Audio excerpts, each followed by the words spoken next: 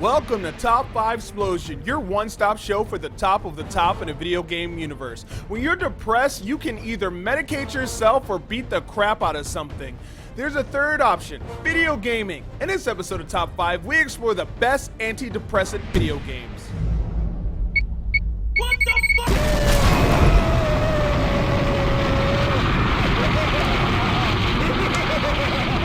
Number 5, Robot Unicorn Attack. If you got the blues, then you might just need a bit of magic in your life. Tech magic. This splendid piece of art imitating fantasy could keep you busy for hours without you even realizing it. With its sweet, never-ending story-like reminiscent soundtrack and the soothing sound of hooves clashing against solid ground, you'll forget your problems before you know it. The worst thing you can get out of this is personal rage for dashing when you should have jumped. Robot Unicorn Attack is perfect for those who are emo on the go. You can play it via mobile device or on your work PC. Both are free. That's a good price. Number 4, Rock Band. Scientific fact, singing can help with depression and anxiety. It also helps significantly lower blood pressure. You know what else can help? The clack-clack of shredding a sweet plastic button guitar like a maniac, or the pity-pat of pounding on electronic drums like a giant pink Muppet. Pick up a fresh copy of Rock Band and jam your sorrows away. It's like a regular at-home therapy kit. With the sheer amount of songs in the Rock Band library, surely there are plenty of tracks that you can wax and wail along to help you get out these deep burning feels chewing away at your happiness. Rock it out. Number 3, Ico. A solid work of interactive art can be quite the unexpected pick-me-up.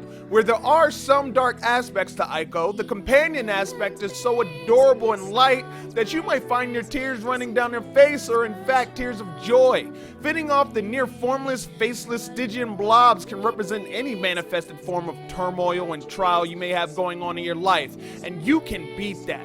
Ico is not some head and shoulders muscle-bound, overconfident, ultra-able-body hero. He is small and thin, but persistent and willing to push through and protect. That's something a lot of us can relate to. Number 2, an MMO. There is a lot massive multiplayer online gaming has to offer when it comes to fighting depression. Land exploration, fetch quests, currency farming, raids, level grinding. Those things alone will help you forget a lot of stuff real fast. Look how many South Korean parents forgot to feed their children. The best thing MMOs have to offer is a sense of community, especially if you're a part of a guild.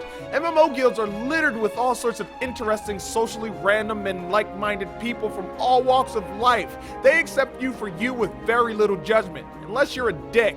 If you aren't in a guild, spark up conversation in the global channels. They're almost always guaranteed spontaneous laughs. Number 1, Dead Rising 2.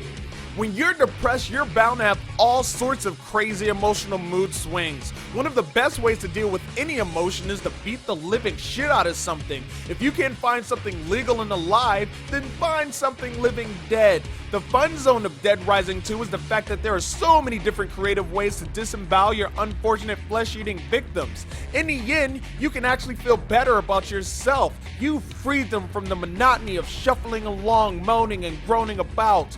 The real reason the game is such a joy is because you can imagine you're getting revenge on everything that has ever done you wrong and put you in a sad state. Take that, sadness. Well, that's it for this episode of Top 5. Are there emotion-freeing games you think should be on this list? Well, then subscribe up top and vote on Ranker's Top 10 games to play when you're depressed in the link in the description below. I'm Flitz, and you'll hear me next time. Ranker.com